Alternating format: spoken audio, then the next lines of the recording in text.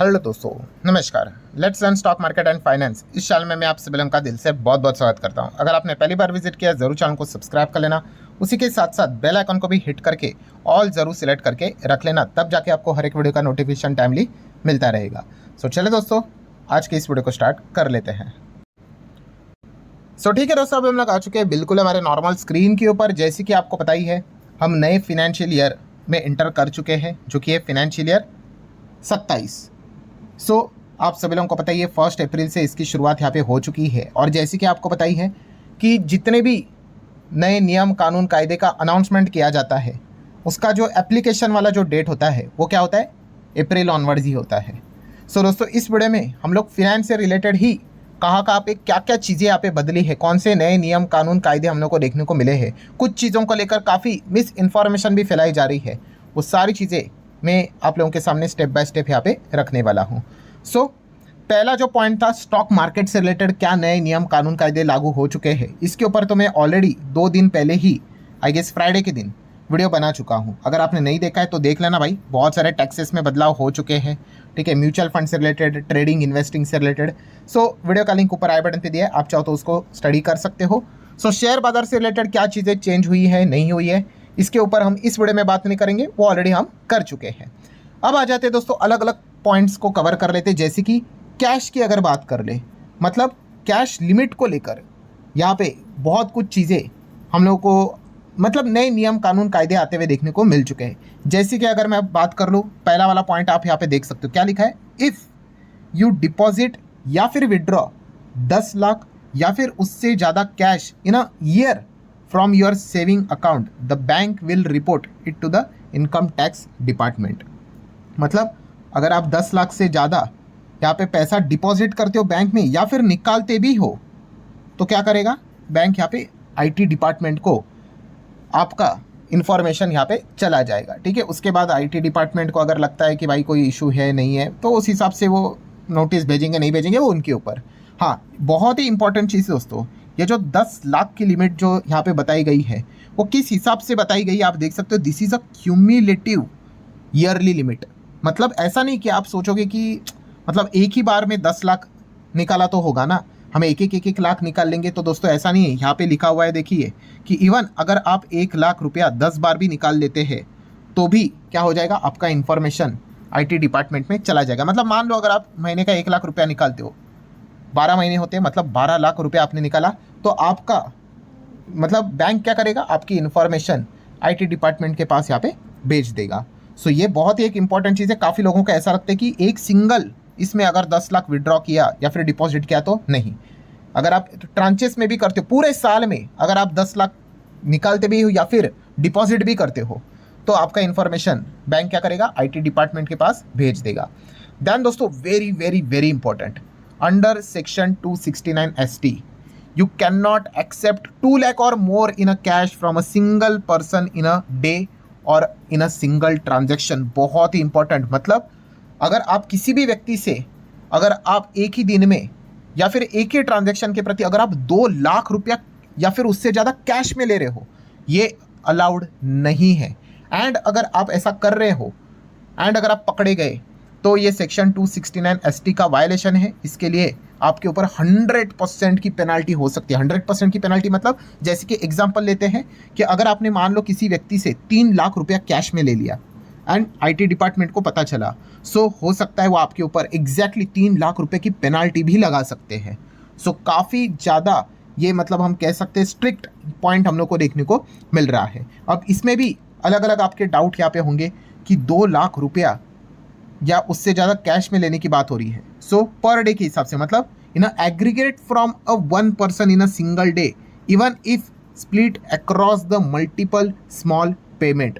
बहुत इंपॉर्टेंट है। इसका अर्थ क्या है दोस्तों, कि अगर आप अब मान लो एक व्यक्ति है मिस्टर श्याम, आपने उनको बोला भाई 2 लाख रुपये कैश लिया ना, तो पेनाल्टी अलाउड नहीं है। एक काम कर लो, सुबह मुझे 1 लाख रुपया दे दे, ठीक है, देन शाम को 50,000 रुपया दे दे एंड रात को 50,000 रुपया दे दे, तो अलग अलग ले लिया ना, चलेगा नहीं चलेगा। यही बताया कि मल्टीपल स्मॉल पेमेंट अगर आप करोगे, स्प्लिट करोगे, कुछ अलाउड नहीं है। सिंगल डे पर डे के हिसाब से देखा जाएगा भाई। आपने एक व्यक्ति से, मिस्टर श्याम से, फिर आप कैसे भी ले लो, 10,000 लो, 90,000 लो, कुछ भी एक इंसान से सिंगली अगर आप 2 लाख से ज़्यादा अगर लेते हो पैसा तो आपके ऊपर एक्शन यहाँ पे हो सकता है। उसी के साथ साथ पर ट्रांजैक्शन के हिसाब से भी है, ठीक है। मतलब क्या है कि अगर आपने बोला वही मिस्टर श्याम को कि आपको पता है रूल कि भाई 2 लाख कैश आप नहीं ले सकते, अब फिर भी पैसा तो आपको लेना है। सो आप क्या कहोगे, एक काम कर ले, आज एक दिन में 1 लाख दे दे और अगले दिन में 1 लाख दे दे, तो भी नहीं चलेगा दोस्तों। यस, इसीलिए लिखा है कि per transaction in a respect of a single transaction even if payment are made on a different day, ठीक है, तो भी इसको यहाँ पे मतलब क्या होगा, रूल का वायलेशन ही माना जाएगा एंड आपके ऊपर 100% पेनल्टी लग सकती है, ठीक है। सो ये बहुत एक इंपॉर्टेंट चीज़ है दोस्तों जिसको आपने यहाँ पे समझना है। एंड रिस्पॉन्सिबल कौन रहेगा, रिस्पॉन्सिबल रहेगा मतलब पेनल्टी किसके ऊपर लगेगी, जो पैसा ले रहा है उसके ऊपर, जो पैसा पे कर रहा है ना उसके ऊपर नहीं।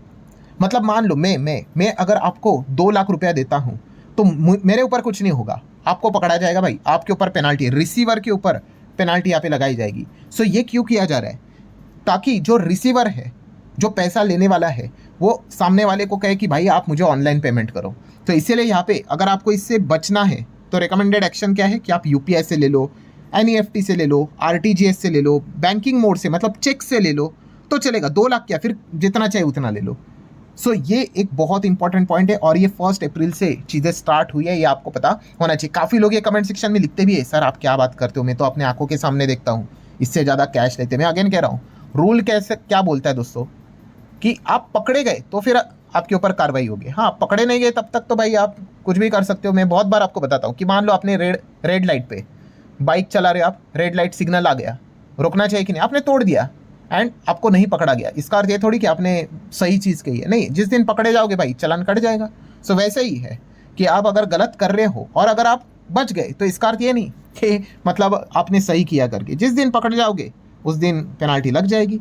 नेक्स्ट अगर बात करें दोस्तों तो यहाँ पे आप देख सकते हो, अगर आप 10 लाख के ऊपर भी सिंगल डे पे इवन दो डिजिटली भी ट्रांजेक्शन करते हो तो भी आपका जो रिकॉर्ड है वो आईटी डिपार्टमेंट को भेजा जाएगा। अगर आप कैश एफडी डिपॉजिट भी करते हो 10 लाख से ज़्यादा, अगेन डिपार्टमेंट को आपका इन्फॉर्मेशन भेजा जाएगा। ये सिर्फ एक इन्फॉर्मेशन भेजी जाएगी, यहाँ पे कोई एक्शन नहीं होगा। देन दोस्तों आ जाएंगे सेकेंड पॉइंट के ऊपर। ये एक बहुत ही इंपॉर्टेंट पॉइंट है क्योंकि यहाँ पे बहुत ज़्यादा मिसलीडिंग इन्फॉर्मेशन फैलाई जाए। पहला तो पॉइंट क्या है दोस्तों, आप देख सकते हो, इनकम टैक्स ऑफिशियल्स मतलब आईटी डिपार्टमेंट में able to access your email and social media account from वही 1 अप्रैल 2026 से। मतलब क्या है कि अब आईटी डिपार्टमेंट आपका सोशल मीडिया, आपके ईमेल एक्सेस कर पाएगी, उसको चेक कर पाएगी। क्या ये सच है? हाँ ये सच है। बट जैसे मैंने कहा कि इस न्यूज़ को इस प्रकार से आपको परोसा जा रहा है, दिखाया जा रहा है कि ऐसा लग रहा है कि मतलब सर मतलब हमारे ईमेल्स और मतलब सोशल मीडिया कोई भी प्लेटफॉर्म पकड़ लो, ये तो मतलब अनसेफ हो गया, हमारे प्रिवेसी का क्या। तो दोस्तों ऐसी बात नहीं है, ठीक है। इसीलिए यहाँ पे काफ़ी मिस इन्फॉर्मेशन भी फैली, जैसे कि आप यहाँ पे देख सकते हो कि एक ट्वीट भी यहाँ पे किया गया था, जैसे कि starting from 1 April 2026 the income tax department will have the authority to access social media, email, other digital access to curb a tax evasion. So इस प्रकार की खबर यहाँ पे बताई जा रही थी, बट इस खबर को आप देख सकते हो सरकार ने खुद मिसलीडिंग बता दिया है। यस, मैं आप लोगों को दिखाना चाहूँगा ये चीज़ें हमें कहाँ पे मिल जाती है, एक्स के ऊपर मिल जाएगी, ट्विटर के ऊपर जो अभी है।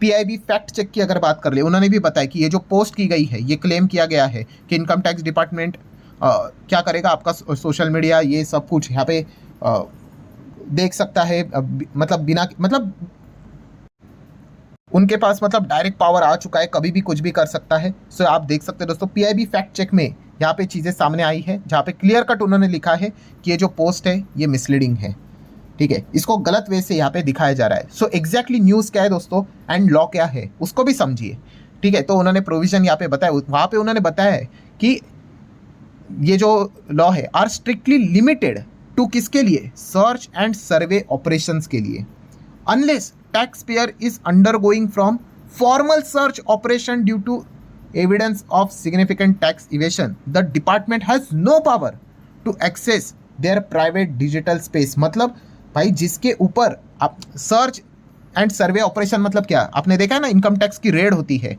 हाँ, जिनके ऊपर ये इनकम टैक्स की रेड हो रही है भाई, किसी के ऊपर रेड हो रही है मतलब भाई उसने बहुत कुछ बड़ा कांड किया है। सो ऐसे लोगों के ऊपर वो क्या कर सकते हैं, यस, ये फिर वो सोशल मीडिया उनका ये चेक कर सकते हैं। एंड वो भी उन्होंने लिखा हुआ है कि उसके रिलेटेड क्या होना चाहिए, फॉर्मल सर्च ऑपरेशन होना चाहिए। मतलब आपको पता है किसी का घर पे भी अगर आपको सर्च करना है, प्रॉपर वारंट होना चाहिए, उसके बाद ही वो क्या कर सकते हैं, ये चीज़ें कर सकते हैं। मतलब ऐसी बात नहीं है जो आप सोच रहे हो कि किसी का भी अकाउंट देख लेंगे। देखिए इन्होंने भी लिखा है, the power can not be use for routine information gathering processing और even for a case under the scrutiny assessment. ठीक है, मतलब क्या है दोस्तों, अगर आपको ऐसा लग रहा है कि किसी भी आम इंसान का डेटा उठाकर चेक कर लेंगे, तो ऐसा नहीं है। खास करके उन्होंने बताया कि भाई ये जो ब्लैक मनी जैसी चीज़ें होती है, लार्ज स्केल एवेशन, मतलब जो बहुत बड़ा टैक्स हाइड करते हैं, नहीं देते, चोरी करते, 10 करोड़ 20 करोड़ 50 करोड़ 100 करोड़, तो उनके केस में इन चीज़ों का इस्तेमाल यहाँ पे होने वाला है। आप देख सकते एवरीडे जो सिटीजन जो यहाँ पे रहते, कानून का पालन करते, उनके खिलाफ नहीं। ठीक है, सो नो डाउट उनके पास ये पावर है, बट ये किसके खिलाफ यूज करेंगे, क्या जिनके ऊपर रेड हो रहा है, जो बहुत बड़ा यहाँ पे टैक्स का घपला करते हैं, उनके खिलाफ ये चीज़ें होने वाली। इसलिए ये आप देख सकते हैं, ये उन्होंने बता दिया है कि जो पोस्ट है कि हर किसी का सोशल मीडिया यहाँ पे हैंडल को यहाँ पे एक्सेस यहाँ पे किया जाएगा, तो ये होने वाला नहीं है। जो बहुत बड़ा कुछ गड़बड़ करेगा, जिसके करोड़ों के टैक्स की चोरी रहती है, आपको पता ही है, उनके खिलाफ ये एक्शन यहाँ पे हो सकती है। सो ठीक है दोस्तों, अब नेक्स्ट पॉइंट के ऊपर जाएंगे, बट उससे पहले जरूर कहना चाहूँगा, अगर आपको वीडियो हेल्पफुल लग रहा है, इन्फॉर्मेटिव लग रहा है, लाइक कर सकते हो, वीडियो को हाइप भी कर सकते हो। ठीक है, तो चलिए अब आगे यहाँ पे बढ़ते हैं दोस्तों। नेक्स्ट यहाँ पे पॉइंट क्या है, UPI ATM cash withdrawal. Yes, आप यूपीआई के थ्रू भी, आपको पता है एटीएम से आप पैसे यहाँ पे निकाल सकते हो। एंड यहाँ पे अब काफ़ी कुछ नियम बदले हैं, जैसे कि सबसे ज़्यादा पॉपुलर यही हुआ है कि प्राइवेट बैंक, तो आपको पता है HDFC bank have confirm that, उन्होंने कंफर्म किया क्या, that cash withdrawal will count with your monthly free ATM limit. मतलब यहाँ पे आप सभी लोगों को पता ही है दोस्तों कि पहले कैसे होता था कि ओनली कार्ड विड्रॉवल, इसको काउंट किया जाता था। आप कार्ड से पैसे निकालते थे ना, but UPI withdrawal were free, उसको काउंट नहीं किया जाता था। बट ये अर्लियर है, मतलब ओल्ड नियम हो गया भाई। अब अप्रैल से नया नियम क्या है, both card and UPI transaction are combined under the same limit. मतलब क्या है, अगर आप कार्ड से पैसा निकालते हो, ठीक है, एंड आपको लगता है कि चलो कार्ड में मतलब कितना रहता है, आप देख सकते हो एटीएम लिमिट मेट्रो सिटी में 3 रहता है, ठीक है, नॉन मेट्रो में 5 रहता है। तो आप सोचोगे कि चलो मैं मेट्रो सिटी में रहता हूँ या रहती हूँ, 3 बार मैंने कार्ड इस्तेमाल किया, चलो अब क्या हो जाएगा, यहाँ पे एक्स्ट्रा पैसा लग सकता है मुझे, तो अब मैं यूपीआई इस्तेमाल करूँगा। अब नहीं दोस्तों, अगर आप यूपीआई से भी कैश निकालोगे तो इसको इसमें जोड़ा जाएगा। मतलब 4 टाइम हो गया, मतलब आप लिमिट को क्रॉस कर रहे हो, 23 रुपी per transaction along with the GST charge किया जाएगा। मतलब पॉइंट क्या है दोस्तों, अब कार्ड प्लस यूपीआई इन दोनों को मिलाकर आपको ये लिमिट देखने को मिल रहा है, मेट्रो सिटी में 3 बार, नॉन मेट्रो में 5 बार। इसके ऊपर भी निकाल सकते हो, एक्स्ट्रा पैसा आपको देना पड़ेगा अलॉन्ग विद जीएसटी। नेक्स्ट अगर बात करें दोस्तों, तो आरबीआई से related digital fraud compensation rule, ये एक बहुत बढ़िया रूल हम लोग को देखने को मिल रहा है। मतलब आपको पता ही है डिजिटल फ्रॉड भी बहुत कुछ होते हैं। सो आरबीआई ने यहाँ पे क्या बताया, कॉम्पनसेशन लिमिट, मतलब आपको पैसा भी मिलेगा अगर आपके साथ फ्रॉड हुआ है, बट लिमिट है भाई। मत कितना लिमिट है, आपको 25,000 मिलेगा, या फिर आपके साथ जितना नुकसान हुआ है ना उसका 85%, विच एवर इज लोअर। ठीक है, लिखा है देखो, विच एवर इज लोअर। आप बोलोगे मेरा 1 करोड़ का नुकसान हुआ है, फॉर एग्जाम्पल ऐसे बोलते हैं, उसका 85%, ठीक है, मतलब 85 लाख या 85 लाख मुझे यहाँ पे मिलेगा, नहीं, क्या लिखा है, जितना भी आपका नुकसान हुआ है इसका 85% निकालो, एक फिगर आएगी, या फिर 25,000, विच एवर इज लोअर। ठीक है, अगर आपका 10,000 का नुकसान हुआ है एंड अगर आप 85% निकालो, मतलब कितना, 8,500, तो 8,500 ही आपको मिलेगा। ऐसा नहीं कि भाई आपको 10,000 का पैसा गया तो 25,000 मिलेगा, नहीं, विच एवर इज लोअर। ठीक है, सो 25,000 क्या है, यहाँ पे हमें मैक्सिमम कॉम्पनसेशन कैप लिमिट देखने को मिल रही है। ठीक है, अब उसके ऊपर रहेगा तो भाई आप मतलब वो चला गया। ठीक है, एंड उसमें भी कंडीशन है भाई कि आपको रिपोर्ट करना पड़ेगा विद इन 5 डेज कि आपके साथ ऐसा कुछ यहाँ पे गड़बड़ यहाँ पे हुई है। लिखा है ना 5 दिन, अभी उसके बाहर जाओगे तो फिर शायद से मुश्किलें हो जाएगी। देन वेरी वेरी इंपॉर्टेंट, ये जो बेनिफिट है ना भाई, आप जिंदगी में सिर्फ एक ही बार क्लेम कर सकते हो।